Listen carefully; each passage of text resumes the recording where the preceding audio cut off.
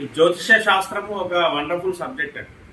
నా దృష్టిలో ఈ జ్యోతిషాన్ని ఎలా చూస్తానంటే ఒక క్రికెట్ మ్యాచ్ లాగా అనిపిస్తుంది నాకు. ఎందుకు క్రికెట్ మ్యాచ్ అంటున్నానంటే ప్రతి వ్యక్తికి అతని date of birth, time of birth and place of birth ఈ మూడింటి ఆధారంగా ఒక లగ్న చార్ట్ అనేది వస్తుంది. ఈ లగ్న చార్ట్లో ఈ 9 గ్రహాలు డిఫరెంట్గా ప్లేస్ అయి ఉంటాయి.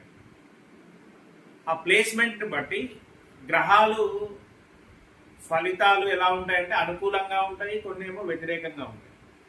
అంటే అనుకూల ఫలితాలు ఇచ్చే గ్రహాలు, వ్యతిరేక ఫలితాలు ఇచ్చే గ్రహాలు 2 టైప్స్గా మనం సపరేట్ చేసుకుంటే ఆ రెండింటి మధ్య జరిగే క్రికెట్ మ్యాచ్ లాంటిది. అంటే సింపుల్గా చెప్పాలంటే గ్రహాలు మన జీవితంతో ఆడే ఆట.